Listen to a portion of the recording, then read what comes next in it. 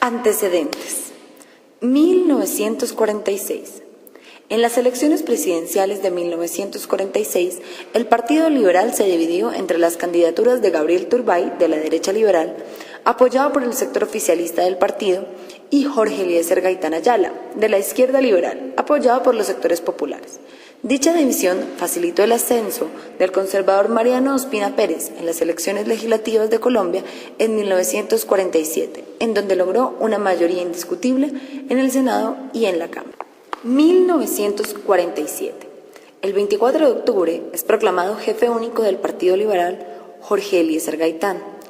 Mientras tanto, en París se produce la muerte por extrañas circunstancias de su opositor Gabriel Turbay el 17 de noviembre de 1947, dejando a Gaitán el camino libre para convertirse en el candidato liberal para las elecciones presidenciales de 1950. Gracias a una campaña que buscaba el voto de las clases más desfavorecidas de la sociedad colombiana, Gaitán consigue seducir a la clase baja de Colombia, por lo que se cree sería el vencedor de las elecciones presidenciales de 1950. El 15 de febrero de 1948, Gaitán se pronuncia nuevamente en Manizales, esta vez con un discurso llamado Oración por los Humildes, como homenaje a 20 liberales masacrados en el departamento de Caldas, pronunciando: Compañeros de la lucha, al pie de vuestras tumbas juramos vengaros, restableciendo con la victoria del Partido Liberal los fueros de la paz y de la justicia en Colombia. Os habéis ido físicamente, pero que tremendamente vivos estáis entre nosotros.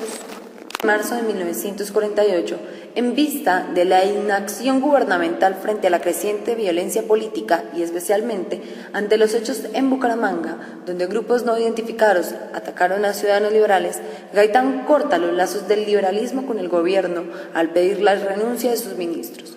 Ospina Pérez procede a nombrar al caudillo conservador Laureano Gómez como ministro de Relaciones Exteriores. Mientras tanto, el 30 de marzo de 1948 se inaugura en Bogotá la 9ª Conferencia Panamericana. La delegación colombiana es precedida por Laureano Gómez, quien veta a Gaitán y logra que se inviten únicamente a los dirigentes tradicionales del liberalismo. Al inicio de la conferencia, Laureano Gómez es elegido para presidirla, por lo que la delegación colombiana es finalmente presidida por Carlos Lozano y Lozano. El 1 de abril de 1948, Gaitán recibió el título de doctor honoris causa en Ciencias Políticas y Sociales de la Universidad Libre, y el 8 de abril presentó su último caso legal, la absolución del teniente conservador Jesús Cortés, un militar acusado de la muerte del periodista Eudoro Galarza Osa. Los hechos. Dolorosos acontecimientos cambiaron de raíz la historia de Colombia del siglo XX. Bogotá, la capital colombiana, había recibido a las 21 delegaciones que participarían en la 9ª Conferencia Panamericana que dio origen a la OEA.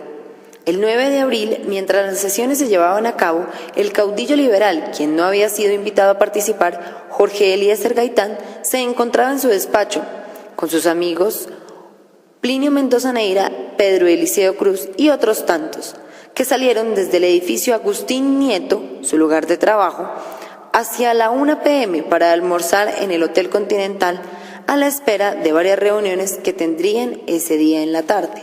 Cuentan los testigos que mientras iban saliendo del ascensor, Mendoza Neira tomó por el brazo a Gaitán y se adelantaron al resto de las personas.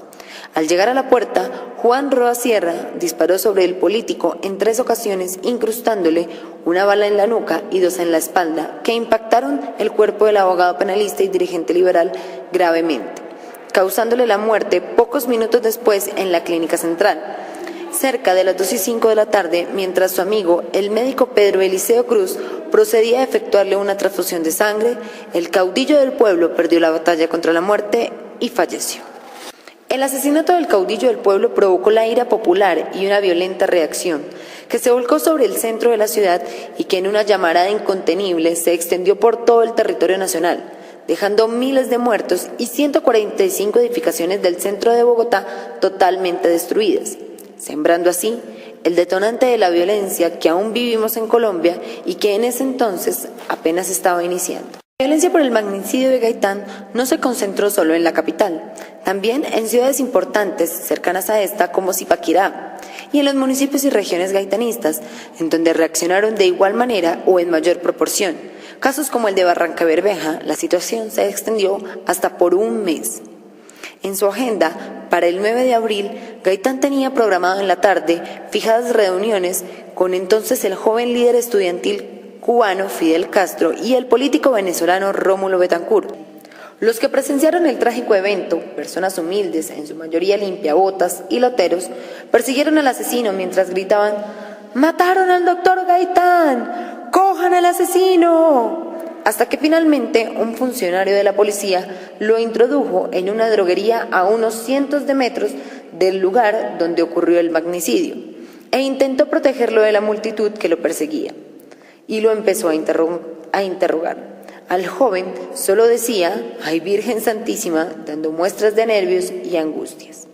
La multitud penetró en la droguería y golpeó a Roa Sierra hasta dejarlo sin vida, para luego arrastrarlo por toda la carrera séptima hasta el Palacio de Nariño, donde dejaron su cuerpo destrozado, sin vida y totalmente desnudo.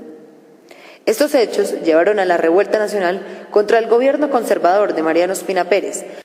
La revuelta fue tan grande principalmente en el centro de Bogotá y a lo largo de la carrera séptima, en donde hubo saqueos que se fueron esparciendo poco a poco por toda la ciudad hasta terminar extendiéndose a varias ciudades de Colombia. Además de los saqueos, hubo incendios provocados por las manifestaciones, en donde tranvías, iglesias, edificaciones importantes y los mismos locales saqueados fueron totalmente destruidos. En un principio la policía intentó tomar control del asunto, pero luego algunos policías y militares se unieron a la revuelta propiciando armas y esfuerzos, mientras que otros tomaron las armas y abrieron fuego sobre los manifestantes. El saldo de la revuelta fue de varios cientos de muertos y heridos. La cifra va desde los 500 muertos reportados por un cable de la embajada alemana hasta la extraoficial cifra de 3.000 muertos. Los daños materiales corresponden al incendio y posterior derrumbe de 145 construcciones, incluyendo casas particulares, hoteles, iglesias, en el centro de la ciudad. Durante el proceso judicial por el asesinato, se presentaron testimonios que indicaban que Roa Sierra no fue el asesino, sino que fueron justamente él o los asesinos quienes condujeron a la multitud a tomarlo como el culpable y a acabar con su vida. Otras versiones presentadas por el proceso indicaron que Roa Sierra sí fue culpable, pero actuó motivado o en acuerdo por otras personas. Algunos acusan a políticos estadounidenses que intentaron persuadir días antes al caudillo del pueblo. Sin embargo, la justicia colombiana sentenció en 1978 que el asesino Juan Roa Sierra era esquizofrénico y actuó solo y por motivos personales. Lamentablemente para el pueblo colombiano, el 9 de abril de 1948 quedó marcado como un día oscuro y sangriento en la historia del país, en donde la sensación de incertidumbre, angustia, tristeza y pobreza dejaron a un lado el cambio, la verdad y la justicia que les fue arrebatadas de las manos con la muerte del caudillo. Este terrible hecho fue uno de los detonantes para el inicio de la guerra civil que aún está inmersa en la población y el territorio colombiano.